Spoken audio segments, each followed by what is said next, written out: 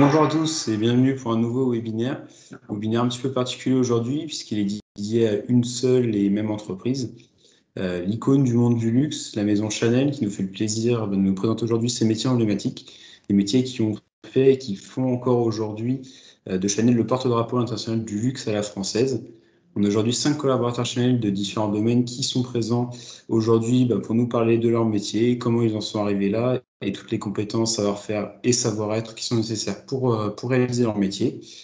En ce qui concerne le déroulement du webinaire, on a les intervenants qui vont chacun présenter leur parcours tour à tour. Vous pourrez ensuite, lors d'un temps de questions-réponses à la fin, poser toutes vos questions via le chat, comme on fait d'habitude. Je vais vous demander également de couper vos micros et les caméras, comme on a l'habitude de le faire, qu'il n'y ait que les intervenants qui puissent interagir. Et pour nous accompagner aujourd'hui, celle qui sera en quelque sorte notre maîtresse de cérémonie durant cette heure, Marie Bonafé, responsable de l'engagement sociétal chez Chanel, à qui je donne tout de suite la parole pour vous présenter les 5 collaborateurs Chanel. Alors merci Alexis pour cette introduction et bonjour à toutes et tous. On est ravis d'être là avec vous. Alors ce sont des intervenantes parce que vous avez vu, on est 6 femmes et c'est aussi un peu une spécificité de Chanel d'avoir majoritairement des femmes. Je crois qu'on est à 75% de femmes chez Chanel à travailler, mais on adore aussi recruter. Comment? Je dis mais on aime les hommes. On adore recruter des... Oui, c'est ça. Un autre regard. Voilà. Donc, on voulait commencer en vous posant une question et vous pouvez mettre vos réponses dans le chat. Quels sont les mots qui vous viennent en tête quand on vous parle de Chanel? Voilà, est-ce que vous pouvez mettre dans le chat à quoi ça vous fait penser? Alors, parfum en réponse. Parfum. Allez-y, il n'y a pas de bonne ou mauvaise réponse.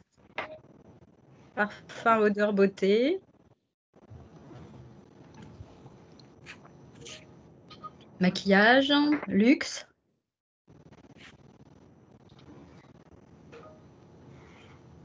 Bijoux.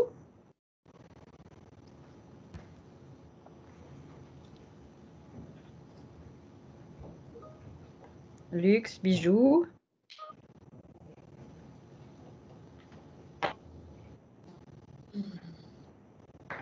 Très bien. Bon, mais c'est bien parce que vous avez un peu des représentants. Ça me fait penser à la beauté, au luxe. On revient aux accessoires de luxe. Hein, ouais. Donc, on commence à voir un peu tout l'univers de Chanel qui apparaît au travers de ce que vous pouvez mettre sur le fil de la conversation. Donc, on va commencer, moi, je vous propose de vous faire une petite introduction à ce qu'est la maison Chanel. Donc, je vais vous partager mon écran. Et puis ensuite, effectivement, comme le disait Alexis, je passerai la parole à nos intervenantes qui viennent un peu de toutes nos activités, celles que vous avez décrites dans le chat, donc de l'univers de la beauté, de l'univers de la mode, de l'univers de l'horlogerie-joaillerie, de nos fonctions aussi support et qui vous feront donc rentrer un peu dans l'univers de Chanel. Alors Chanel, souvent, ce qui vient en tête, c'est le noir et le blanc. C'est aussi une de nos... vous le voyez tout de suite à l'écran, donc avec cet emblème, ce logo, ce CC qui est quand même très reconnu. Et tout d'abord, on est une maison qui a un héritage.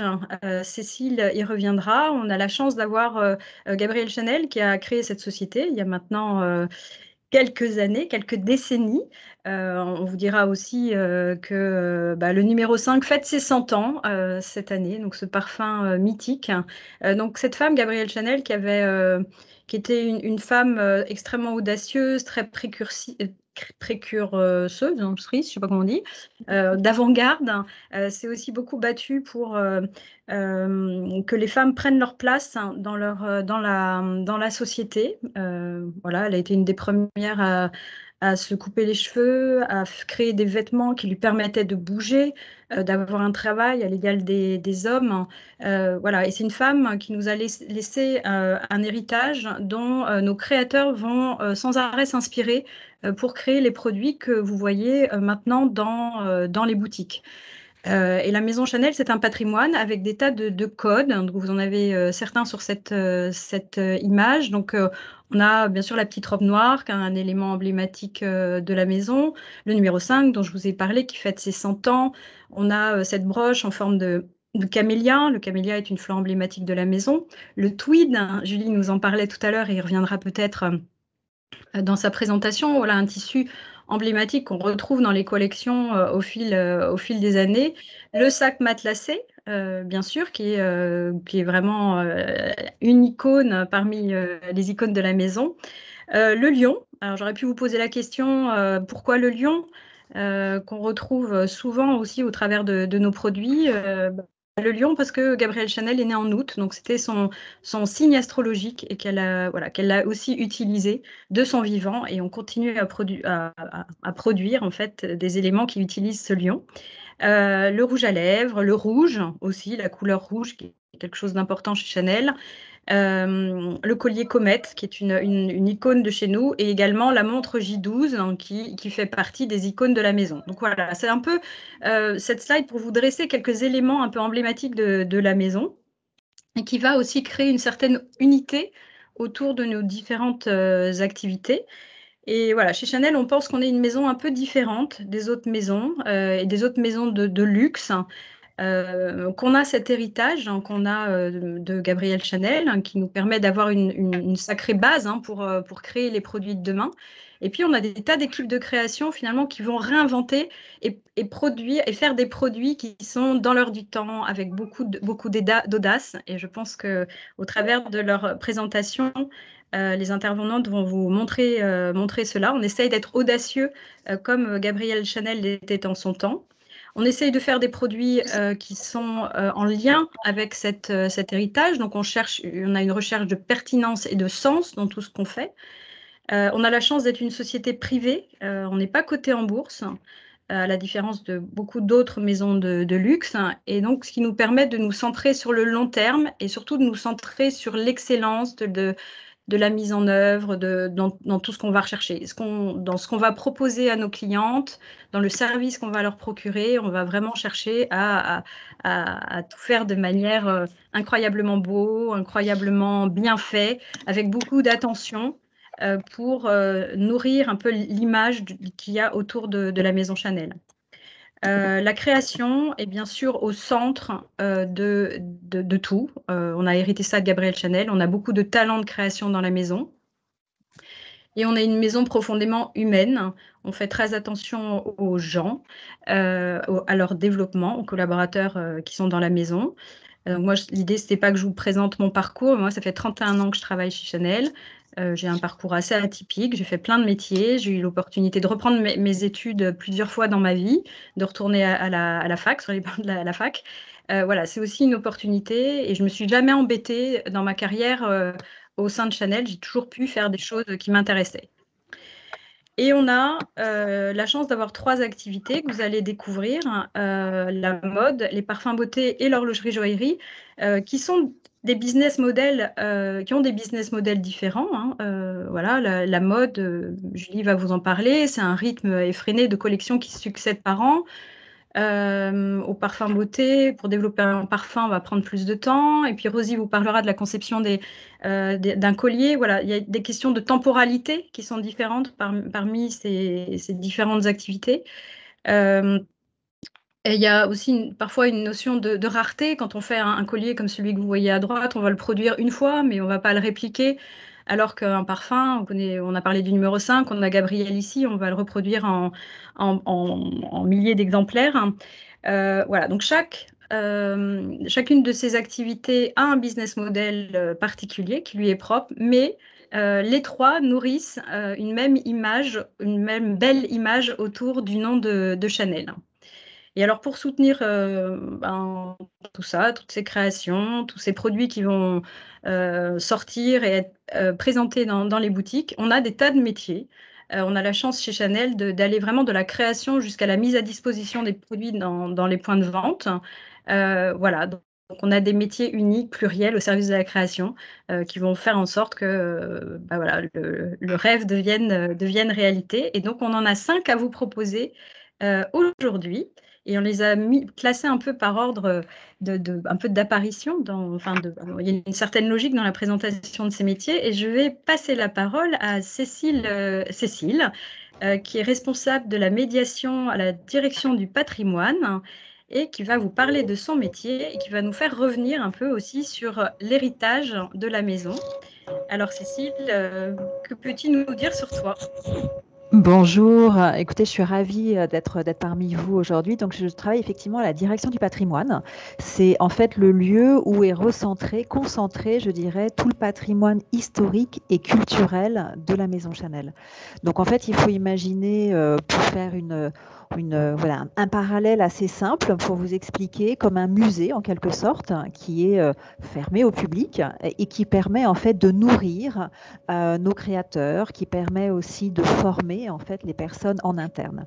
Donc en fait, on a plusieurs missions à la direction du patrimoine. C'est de préserver ces collections, de les enrichir, de les documenter, mais aussi de communiquer. Voilà, donc je vous ai mis en fait un petit florilège de ce qu'on peut avoir la chance de conserver. Si on commence par exemple à droite, vous avez une robe absolument magnifique qui date des années 30 et qui est actuellement exposée au Palais Galliera. Donc une magnifique exposition sur manifeste de mode sur la maison Chanel.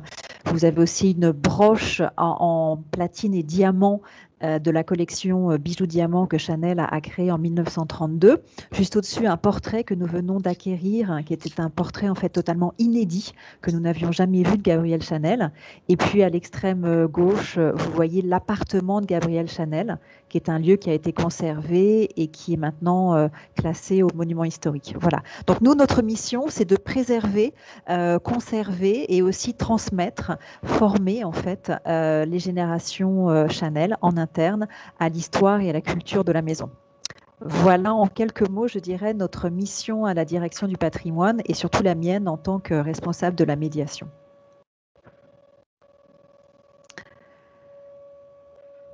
Marie, est-ce que tu peux nous parler de ton...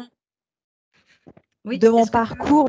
Oui, c'est ça, de ton parcours, Bien de sûr, ton métier, bien comment sûr. tu es arrivée là, quelles sont les Tout à fait. études, voilà. Alors moi, à la base, en fait, je suis passionnée depuis que j'ai à peu près une dizaine d'années par Gabrielle Chanel. Voilà, il y en a qui sont passionnés par des rockstars, par des acteurs de cinéma. Moi, c'était Gabrielle Chanel et j'avais 10 ans et je voulais travailler pour l'esprit de Gabrielle Chanel. Mes parents étant profs de gym tous les deux, je ne vous cache pas que c'était un peu compliqué à la maison de savoir comment m'orienter. Donc après mon bac, en fait, j'ai fait une hypocagne, donc c'est une classe préparatoire littéraire. Ensuite, j'ai enchaîné sur une maîtrise d'anglais. Et en fait, grâce à une conseillère d'orientation à la fac, elle m'a fait découvrir en fait un DESS de gestion des industries du luxe que j'ai pu faire. Voilà. Donc en fait, j'ai un bac plus 5, voilà, donc de gestion des industries du luxe. Et là où j'ai eu énormément de chance, c'est que j'ai pu faire en fait mon stage de fin d'études de DESS au patrimoine Chanel, donc au sein de la maison. Et à l'époque, ma boss en fait était en train de recruter, donc j'ai eu la voie royale, c'est-à-dire je suis passée du stage au CDD au CDI. Voilà. Et c'était au siècle dernier, puisqu'on était en 99. Donc en fait, j'ai fêté mes 20 ans de maison Chanel. Voilà. Voilà pour vous donner mon parcours. Et je suis effectivement ravie de pouvoir, comme je disais à mes parents quand j'avais quelques années, m'occuper donc de l'esprit de Gabrielle Chanel. Voilà. Et surtout, ce que j'aimerais vous faire passer comme message, c'est une citation de Gabrielle Chanel que moi je trouve absolument magnifique. Vous savez peut-être qu'elle vient d'un milieu assez difficile.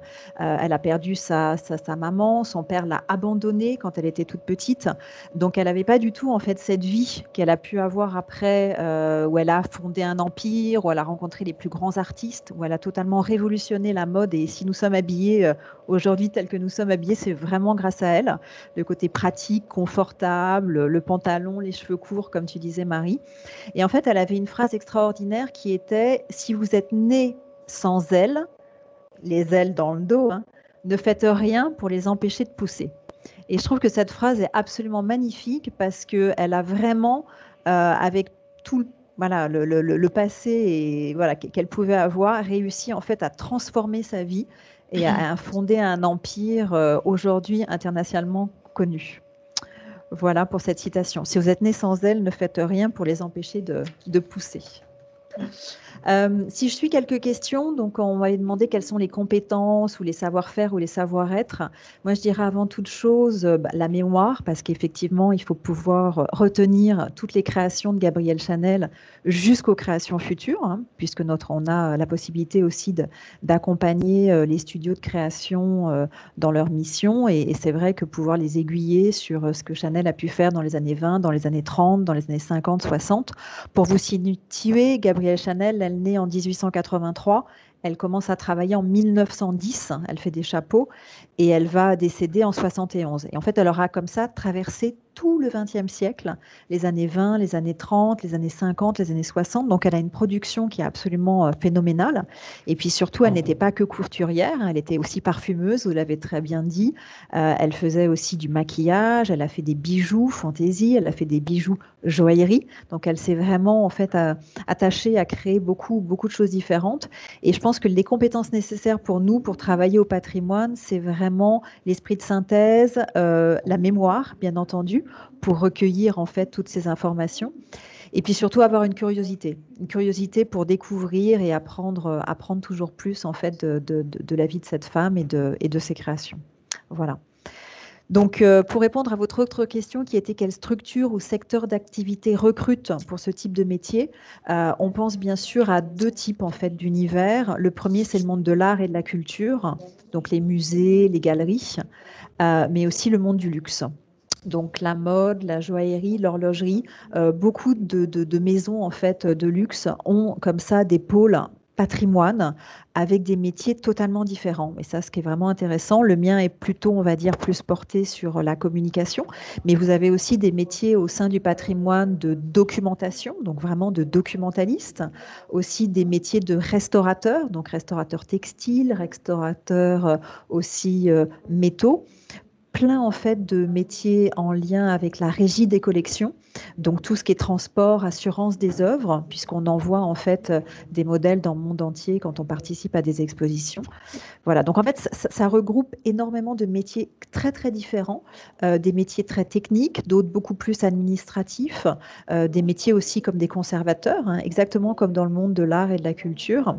Et c'est pour ça que je vous encourage, voilà, à vous documenter et surtout à aller voir les conseillères d'éducation parce que j'avoue, sans cette dame qui m'a indiqué le DESS de gestion des industries du luxe, peut-être que j'aurais terminé prof d'anglais, bon, ce qui aurait été sympathique aussi, hein, mais peut-être pas en fait dans le monde et dans l'univers du luxe et en tous les cas pour travailler au sein de la maison Chanel.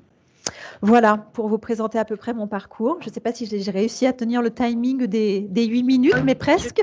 Je crois que tu es parfaite, Cécile. Voilà. C'est parfait. Et si vous Très avez bien. des questions pour Cécile, n'hésitez pas à les mettre dans le chat hein, et on y répondra dans la dernière partie de ce webinaire. Alors, on va passer à l'activité beauté. Vous l'avez cité dans vos remarques au début de cette intervention. Donc, on a deux intervenantes qui vont nous parler de leur métier au sein de l'activité parfum beauté, donc Laure et Audrey. Donc Laure, c'est à toi pour commencer. À moi. Eh bien, bonjour à tous. Donc moi, je m'appelle Laure et effectivement, je travaille dans la division parfum beauté depuis 8 ans. Aujourd'hui, je vais vous parler du poste de chef de projet pilotage développement produit. Alors, vous allez me dire, qu'est-ce que c'est que ce métier avec un nom pareil? Avant de répondre à la question, je vais vous en poser une. À votre avis, combien de métiers différents travaillent de près ou de loin autour du développement d'un nouveau produit? Alors, vous pouvez répondre dans le chat si vous avez une idée. Ou un ordre de grandeur, hein, il n'y a pas de...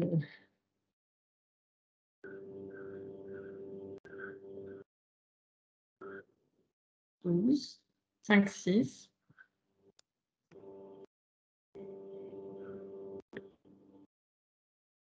Alors, les premiers qui s'y risquent nous parlent de 12 ou de 5, 6. En vérité, c'est à peu près une vingtaine. Allez, on augmente, une dizaine.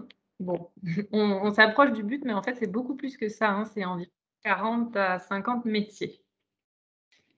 Alors, je ne vais pas pouvoir vous les citer tous, sinon je ne vais pas tenir le timing, hein, puisqu'on a quelques minutes.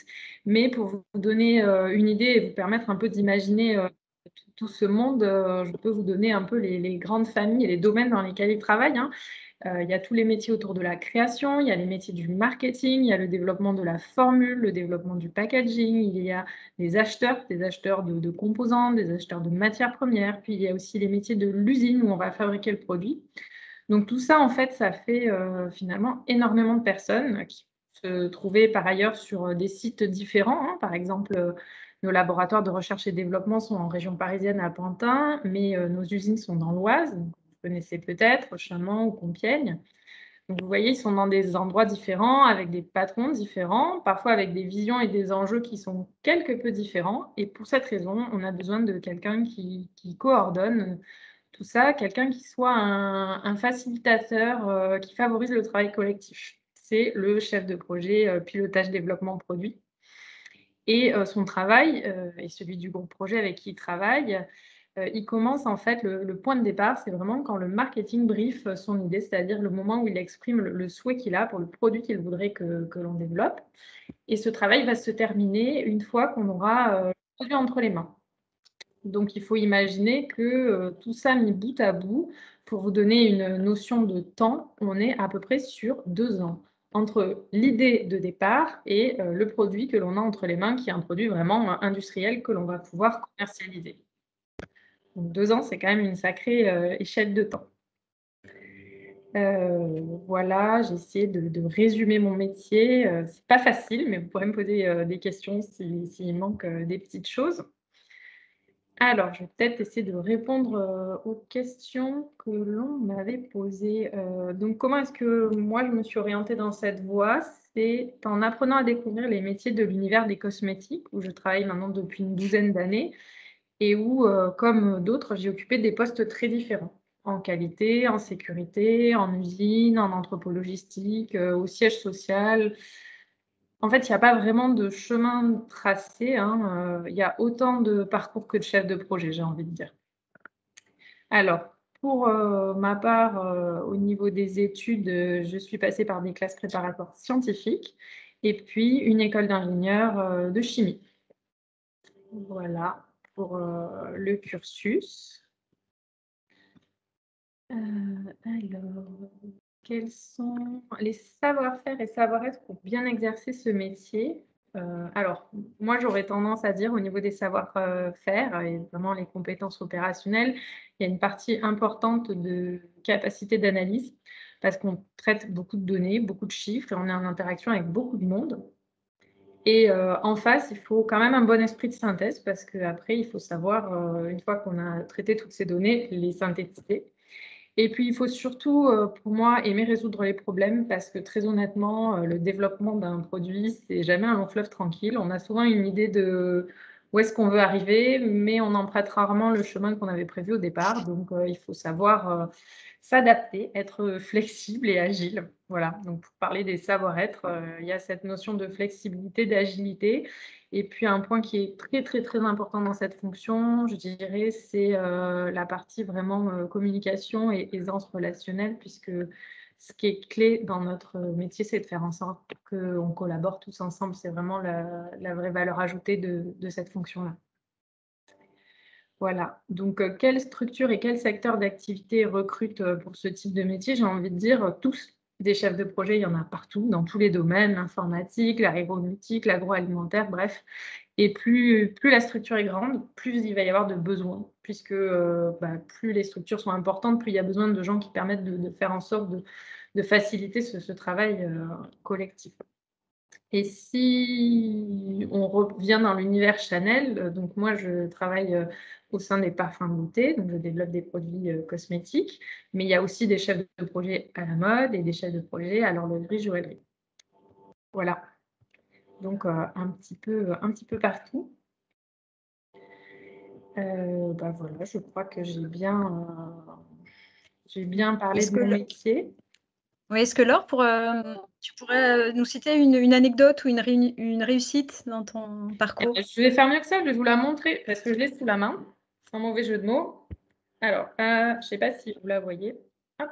Donc cette crème, c'est, la crème main. Alors c'est pas un lancement qui est tout nouveau, hein, puisqu'elle Elle a quelques années. Hop, alors voilà. Mais moi, c'est un lancement qui m'a marquée parce que quand je suis arrivée à ce poste, c'est un des premiers sur lesquels j'ai travaillé.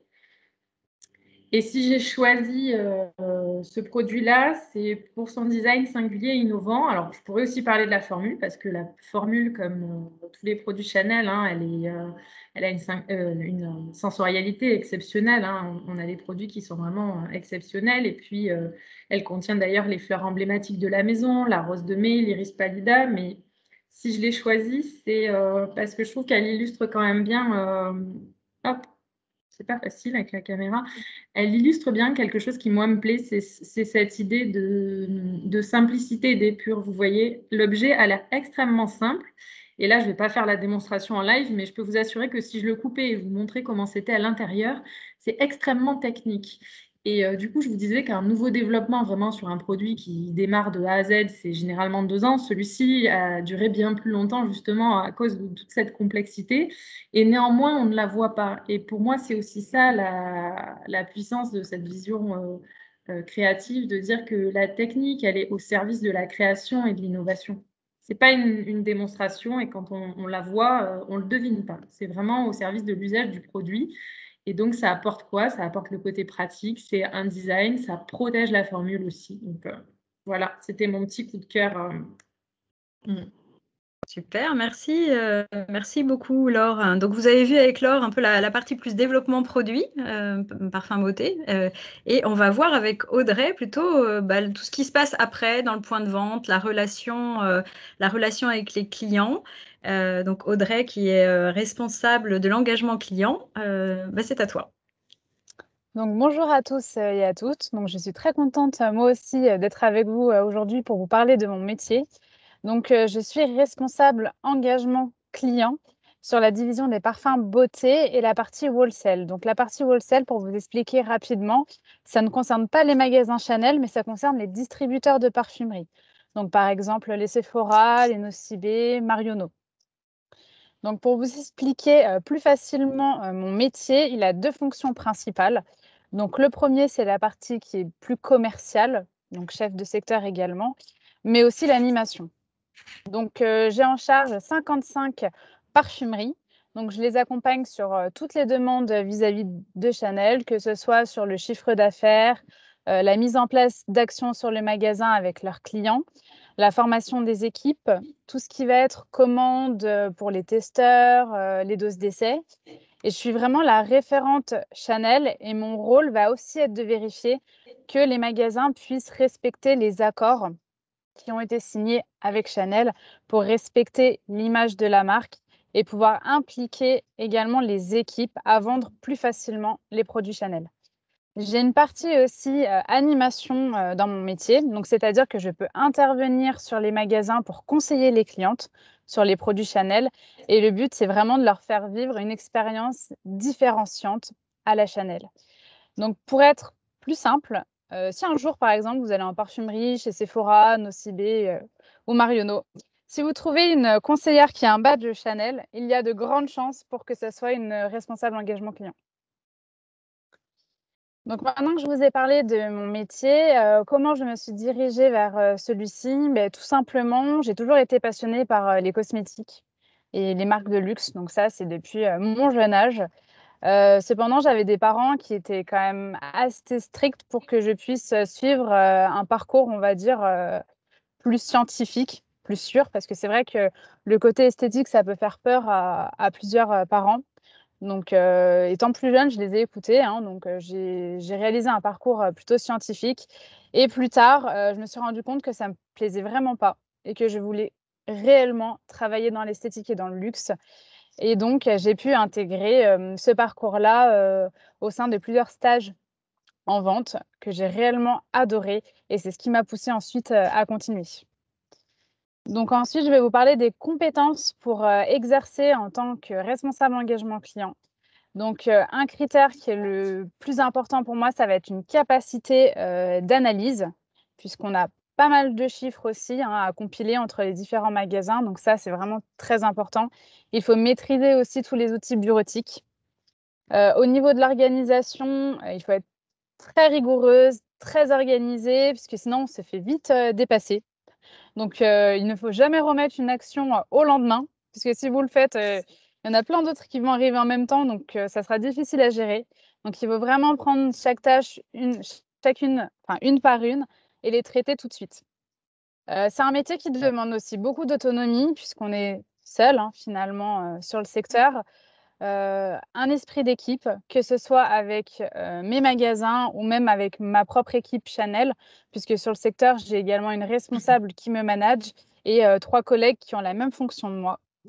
Et puis une capacité aussi à créer une dynamique dans les points de vente, que ce soit au niveau des clients finaux, donc vous, ou aussi créer une dynamique autour des formations produits et des lancements. Pour parler du savoir-être, donc dans notre métier et encore plus quand on travaille pour une maison de luxe, le savoir-être, il est vraiment primordial. Donc moi, en tant que responsable engagement client, je suis aussi ambassadrice de la maison Chanel. Donc je dois véhiculer l'image et les valeurs que Chanel prône aussi au quotidien.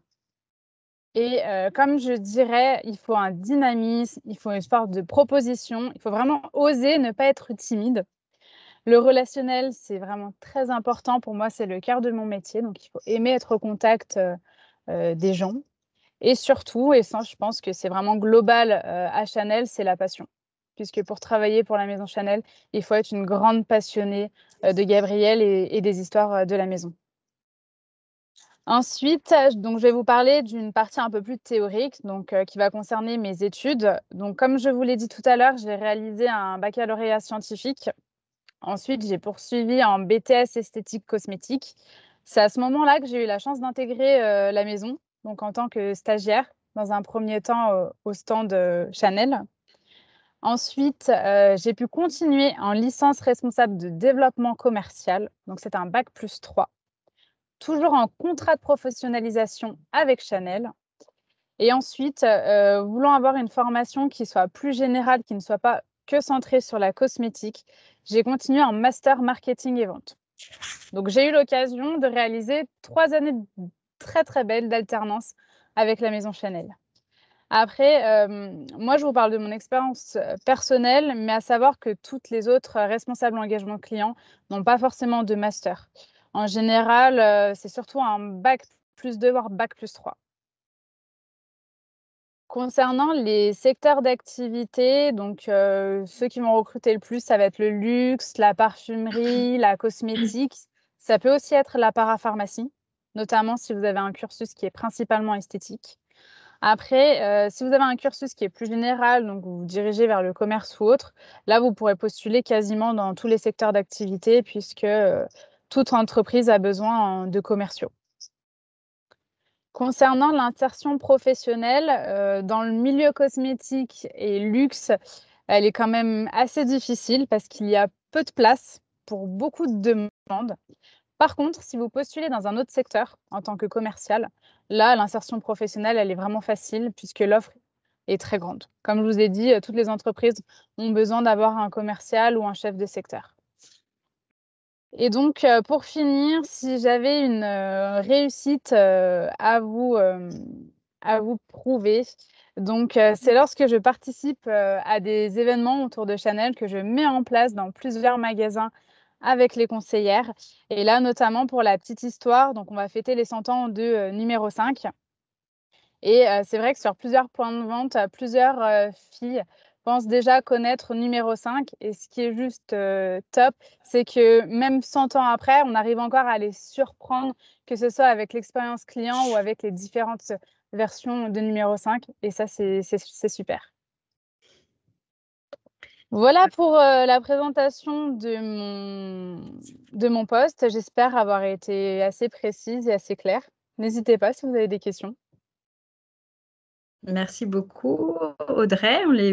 N'hésitez pas à les poser sur le fil. Il n'y en a pas trop pour l'instant. Vous avez l'air d'être très claires, mesdames. C'est top. Et je vais passer la parole à Rosie, qui a un métier un peu particulier. Et donc, Rosie est expert pierre de couleur, diamants et perles à l'horlogerie joaillerie. Donc déjà, ça fait rêver. Je vais vous montrer quelques belles images, hein. Et Rosie, c'est à toi. D'accord. Bonjour, bonjour à tous, à toutes. Voilà, je m'appelle Rosie Zupinger. Je suis effectivement acheteur expert en diamants, pierres précieuses et perles. Le titre est un peu lourd peut-être, mais tout simplement, je travaille donc au service pierre de la division horlogerie et joaillerie, où nous achetons toutes les pierres qui vont orner soit nos bijoux, soit nos montres. Quand on parle des pierres, effectivement, on parle de diamants, mais on peut aussi acheter des saphirs, des rubis, des émeraudes, des topazes, comme c'est justement les colliers qui est juste derrière moi, ou toute autre pierre fine, selon la création, selon leurs envies ou leurs besoins. On part effectivement toujours du département des créations, où eux, ils vont nous soumettre des dessins avec des bijoux qui portent des pierres à des couleurs qui parfois n'existaient pas dans la nature. Et notre challenge est d'essayer de fabriquer des pièces qui vont rapprocher le plus possible de leurs dessins, de leurs envies. Donc, il y a une communication très proche avec le département de création, donc ce qu'on appelle chez nous le studio. Et puis, bien sûr, avec l'atelier qui fait la fabrication des bijoux et des montres pour essayer de voir ce qui est faisable ou pas faisable. Donc, j'ai un parcours. Alors, je suis gémologue. Et la gémologie, en fait, c'est l'étude des pierres, hein, des gemmes, hein, des pierres précieuses. On apprend à les reconnaître d'abord, à les analyser d'un point de vue qualité, esthétique, et aussi à déterminer leur valeur. Et on a deux grandes filières pour arriver à être gémologue. Une, qui n'est pas du tout celle que j'ai choisie, une, c'est quand même une filière universitaire où on va partir sur des études de géologie, puisque les pierres, on les trouve dans la terre. Dans la géologie, il y a une spécialisation en minéralogie. De la minéralogie, il y a encore une spécialisation en gémologie. Et c'est un cursus qui va vous amener à travailler surtout dans la recherche scientifique et à travailler dans les laboratoires. Ça, c'est des études plus longues et plus universitaires. Il y a une autre filière qui est plus commerciale, c'est la filière que j'ai choisie et qui a été d'ailleurs une reconversion parce que dans ce métier d'acheteur de pierres, il y a tout le monde vient des horizons différents. La plupart, c'est des reconversions où c'est vraiment, on peut arriver là ou par hasard ou par passion. Mais comme on dit, tous les chemins mènent à Rome. Donc, il n'y a pas des cursus spécifiques, mais il y a juste la possibilité de faire une formation de gémologie pure. Ce sont des formations qui durent environ une année et on peut les faire en parallèle à un autre métier. Et moi, dans mon cas, j'ai été en Californie faire des études de gémologie dans un des instituts les plus réputés. Mais à Paris, par exemple, il y a l'ING, c'est l'Institut national de gémologie à Paris et avec une filière à Lyon où on peut effectivement faire un cursus. Par contre, ce qui est très important de savoir, c'est que c'est un métier très fermé. C'est une activité qui demande pas, en fait, où il n'y a pas beaucoup de place. Et donc, c'est important de faire ça en complément à un autre métier.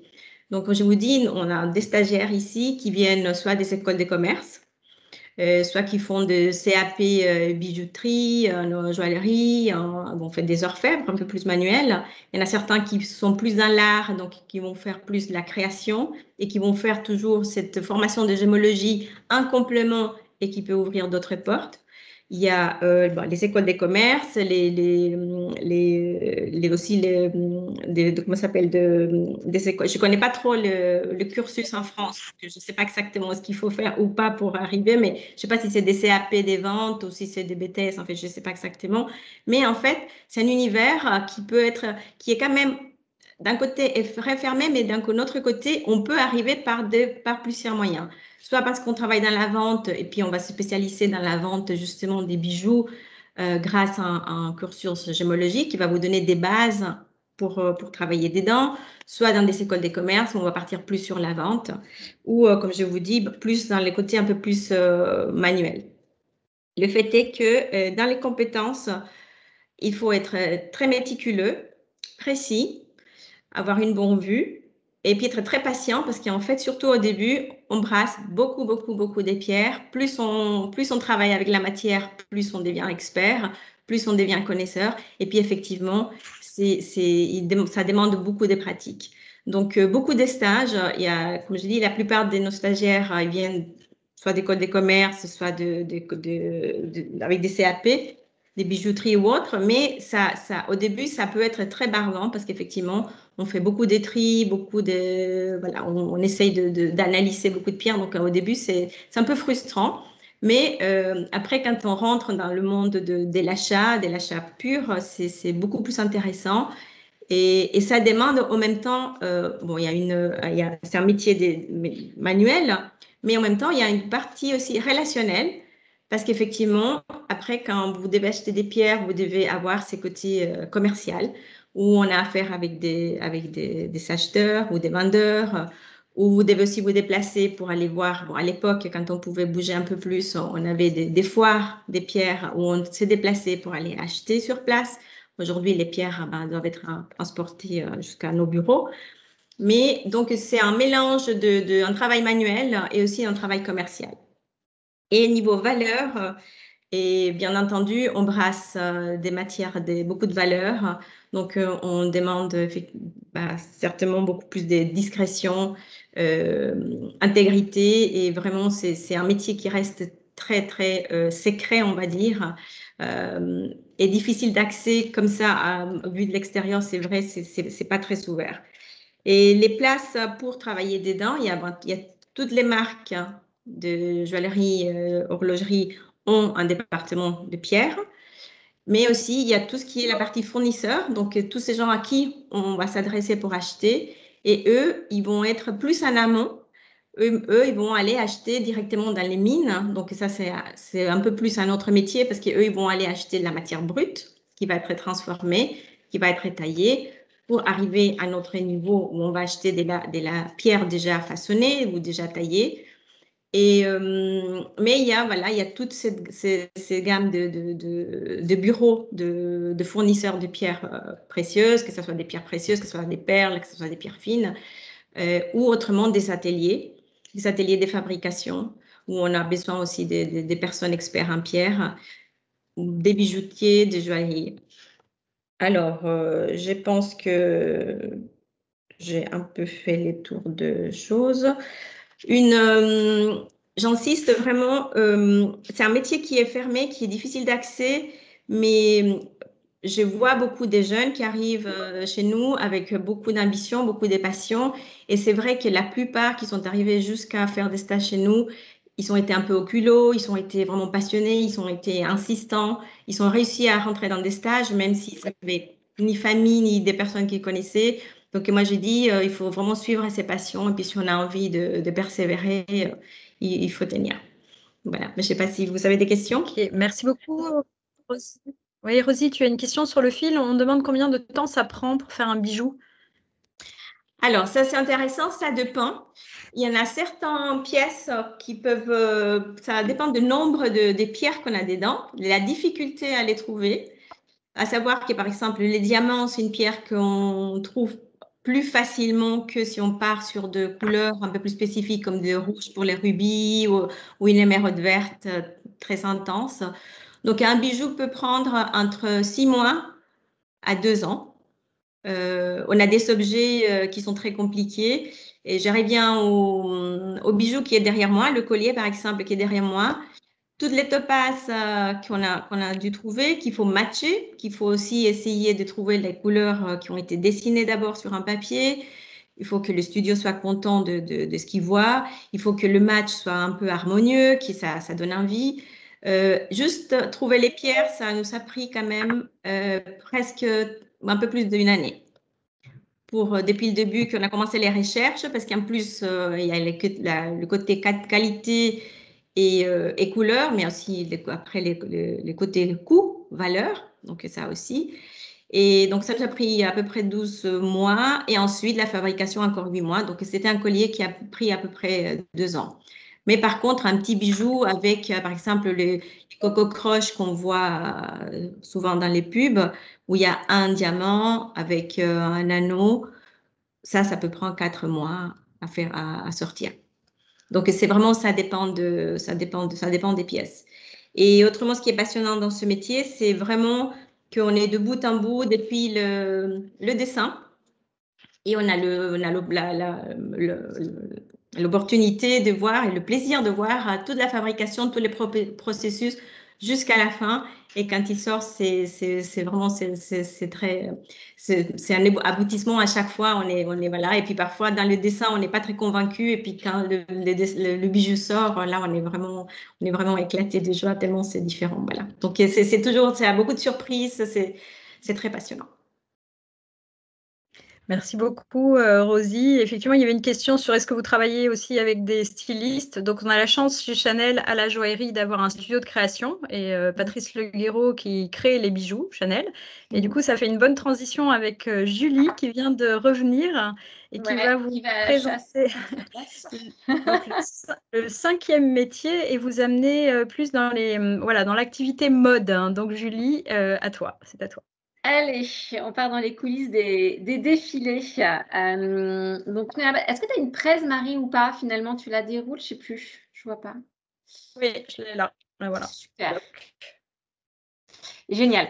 Donc, à la mode, nous, on travaille. En fait, on a 8 collections par an. Donc, comme le disait Marie tout à l'heure, on a un rythme où, en fait, tous les 2 mois, on recommence. Mais on recommence toujours différemment. C'est ça qui est bien. Il n'y a vraiment pas de routine. Et nous, alors moi, je fais partie des équipes qu'on appelle, c'est un nom qui les opérations prêt-à-porter. Et en fait, nous, notre rôle, je l'ai écrit comme ça, c'est un peu conceptuel, à créer les conditions d'arrêt de luxe ultime, bénéfique au monde. Voilà, on a réécrit avec les équipes. Nous, en fait, notre rôle, c'est vraiment de faire en sorte que ce que le studio, donc les stylistes, ont en tête, devienne une réalité. Déjà pour le défilé, c'est la première étape. Et puis après, que ça devienne une réalité aussi pour nos clientes dans les boutiques. C'est-à-dire qu'on puisse assurer en fait la fabrication, la confection de ces produits. Donc, nous, on s'occupe que du prêt-à-porter, donc voilà, les vêtements. Et puis qu'on puisse assurer des jolies livraisons en boutique, avec des jolies vitrines et recréer en boutique l'énergie que vous pouvez avoir sur un défilé, l'histoire qu'un défilé raconte. Donc, il y a plusieurs métiers derrière cette grande mission. Et si je vous le fais chronologiquement pour que vous puissiez un petit peu comprendre, avant un défilé, on a une partie de nos équipes qui s'appelle les achats collections, où ce sont des personnes qui travaillent très proches du studio et de nos ateliers, parce qu'on a des ateliers en propre, rue Cambon, et qui vont faire en sorte que le studio et les ateliers aient tous les tissus, tous les boutons, tous les rubans, tous les zips, les épaulettes, enfin tout ce qu'il faut pour faire un vêtement, tel qu'ils l'ont en tête pour cette collection, et bien que voilà, ils puissent avoir toutes ces matières et toutes ces merceries à disposition pour pouvoir créer et faire évoluer ce que Virginie Viard, notre directrice artistique, a en tête et ses équipes de stylistes, et arriver jusqu'à ce qu'on appelle, nous, le prototype, qui est le vêtement que vous voyez défiler sur le show. Donc, on a toute une partie de ces équipes qui travaillent très en amont sur des recherches, du coup, de tissus, de matières, et donc de ce qu'on appelle les merceries, tous les petits boutons, tous les galons qui sont très, très propres à Chanel. Donc ça, il y a toute une partie des équipes qui travaillent là-dessus. Ensuite, après le défilé, nous, notre rôle, c'est vraiment de maximiser l'impact d'une collection qui va arriver en boutique environ entre 4 à 5 mois plus tard. Alors, maximiser une collection, ça veut dire quoi? Ça veut dire qu'il y a toute une partie des équipes qu'on appelle plutôt des chefs de produits. Donc, c'est lié au métier du marketing. Et chez nous, il est un petit peu particulier parce que ces chefs de produits, comme le nom le dit, ils sont très proches du produit. Et chez Chanel, on ne fait pas beaucoup d'études marketing pour savoir ce que les clientes attendent parce que chez Chanel, c'est la création qui dit qu'on ne veut pas influencer la création. C'est vraiment les stylistes des studios et Virginie qui ont leurs idées et nous, on se doit de les développer et de faire en sorte que l'histoire soit aussi belle en boutique que ce qu'on a vu pendant le défilé et ce que les équipes du studio avaient en tête.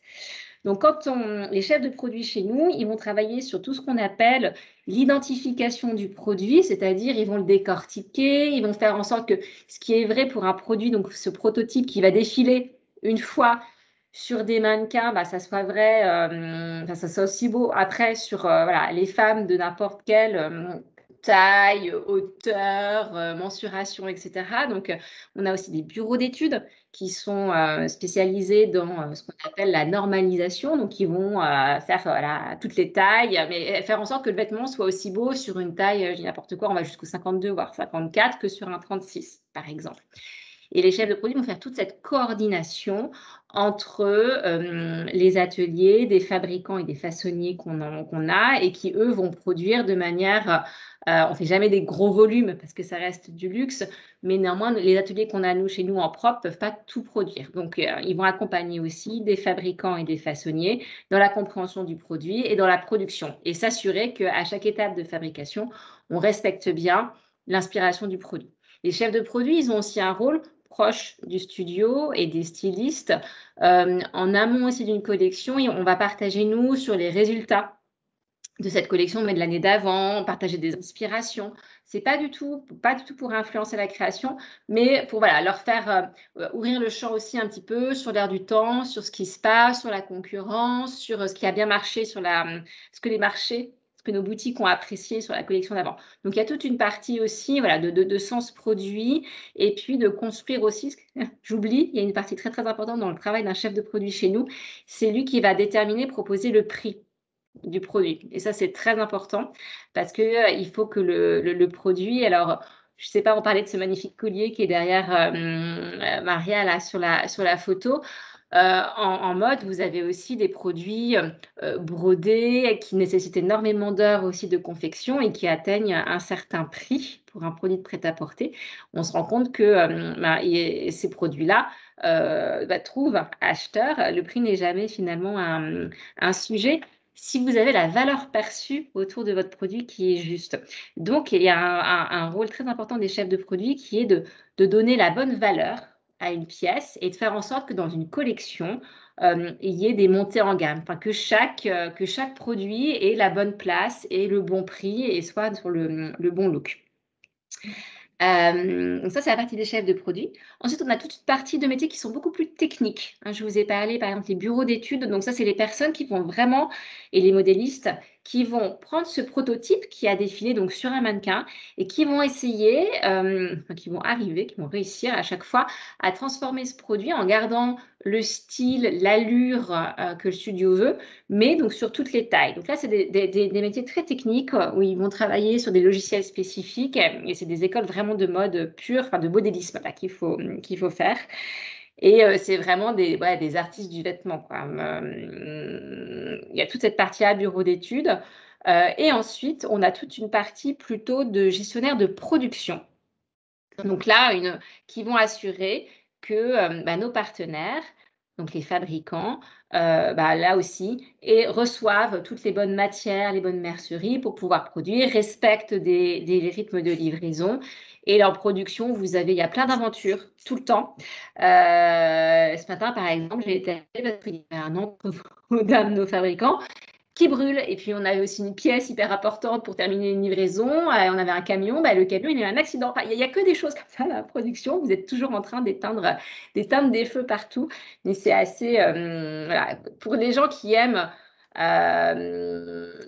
qui n'est pas de routine et qui sont drivés par le résultat parce qu'on fait beaucoup de rétro-planning, on suit toutes nos livraisons au jour le jour parce que c'est les boutiques qui attendent ces livraisons, parce qu'elles organisent des événements pour leurs clientes, parce qu'elles ont déjà des précommandes aussi de la part de nos clientes. C'est hyper important. Donc, c'est des équipes aussi qui contribuent, franchement, qui sentent tous les jours qu'elles contribuent vraiment très concrètement au résultat et au rayonnement de la marque. Donc ça, je vous ai fait tous les métiers qu'on peut avoir aux opérations produits. Et puis, il y a des nouveaux métiers qui sont en train d'émerger.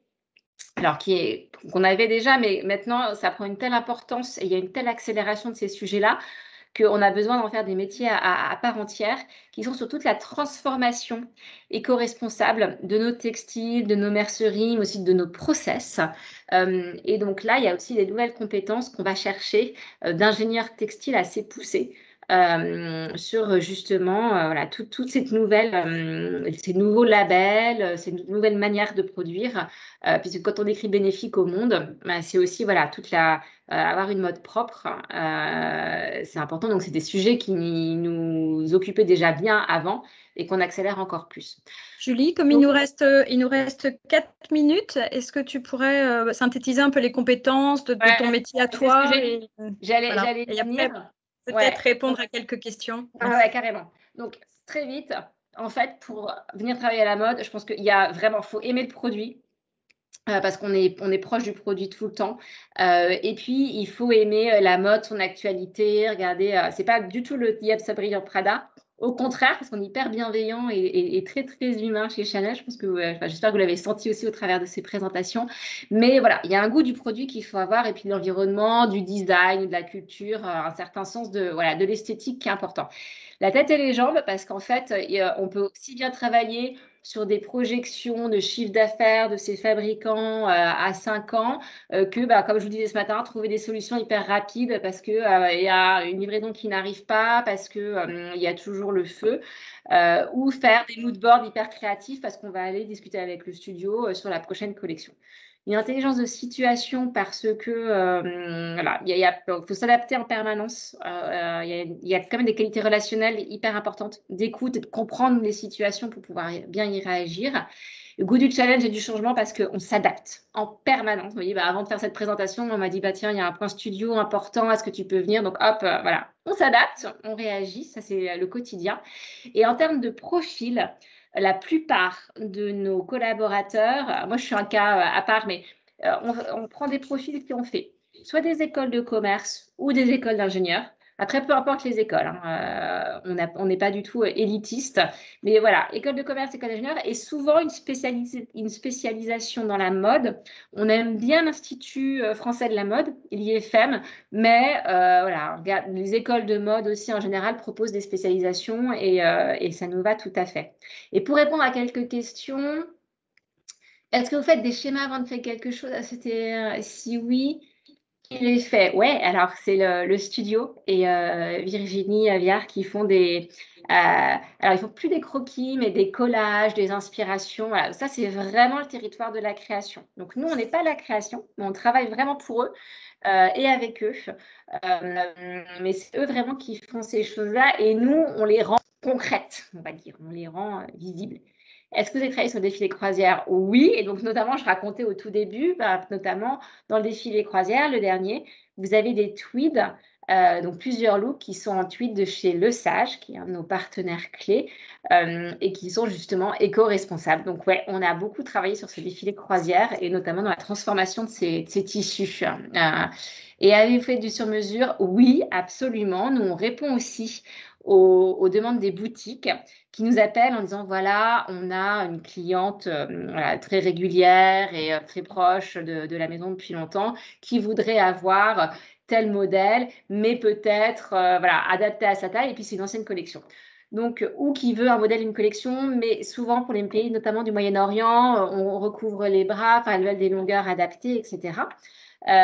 Et donc, alors nous, on demande toujours l'autorisation au studio quand il y a des demandes spéciales. C'est au studio de décider si oui ou non on le fait, parce que est-ce qu'on respecte la création. Mais dès que c'est à nous que les boutiques demandent, nous après on va voir le studio et c'est nous qui le développons après. Donc oui, ça nous arrive. Moi, je travaille chez Chanel, je suis comme Marie. Depuis, j'ai fait mon stage de fin d'études chez Chanel. J'ai eu différentes vies chez Chanel. J'ai fait plein de choses. Je ne me suis jamais ennuyée. J'ai fait des ressources humaines moi avant. Et maintenant, je suis au cœur du produit, au prêt-à-porter. Donc après, les parcours sont très ouverts à partir du moment où je pense que vous avez la curiosité, vous avez l'envie, et puis vous êtes, vous observez, vous êtes pertinent dans ce que vous faites. Je pense que tout est ouvert. Et moi, je travaille depuis presque 20 ans. Et bientôt la médaille du travail. Et du sur-mesure, pour une célébrité. Alors oui, moi je m'occupe en plus de la filière presse. Donc oui, on fait aussi pas mal de choses pour nos célébrités. Si oui, qui? Ah bah plein, mais je peux pas trop déflorer. Il y a toutes les égéries de la maison qu'on habille régulièrement. Pour l'investiture de Joe Biden, je crois on a fait Jennifer Lopez. On a aussi ce groupe coréen dont le nom m'échappe là, les B, je sais plus. Ça m'échappe, mais oui, ça nous arrive très régulièrement d'avoir des demandes pour les célébrités. BTS, merci, absolument, c'est ça. Qui voulait les doudounes de notre collection, hiver, voilà, automne-hiver, la dernière. Ouais, absolument. Donc ça, typiquement, c'est des mecs qui veulent en plus le truc en extra large. Donc là, on doit développer très, très vite des vêtements exclusifs. Voilà.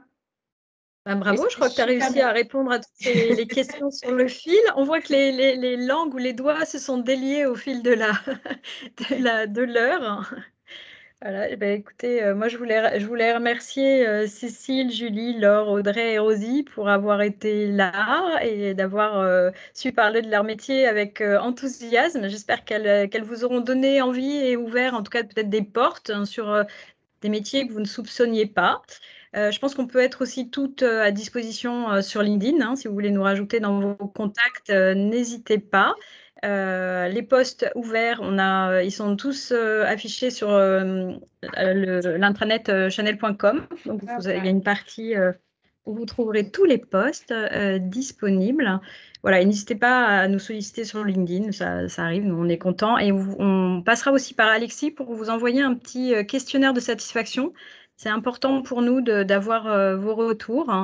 Ça nous permet, comme c'était une première pour nous, ça nous permet d'améliorer les prochaines. Voilà. Et en tout cas, merci pour vos questions. Et vos commentaires, c'est trop mignon. Et vos commentaires. Un grand merci à la Maison Chanel pour cette intervention, c'était vraiment très intéressant. Merci à vous aussi d'avoir pris un peu de temps pour présenter vos parcours, vos métiers, ça nous a permis de savoir comment ça fonctionnait en interne. Donc c'était vraiment très intéressant pour nous et je pense, et au vu des commentaires, que les jeunes ont pris plaisir également à suivre vos interventions. Donc un grand merci à vous. Merci. Nous aussi. Merci à tous. Merci.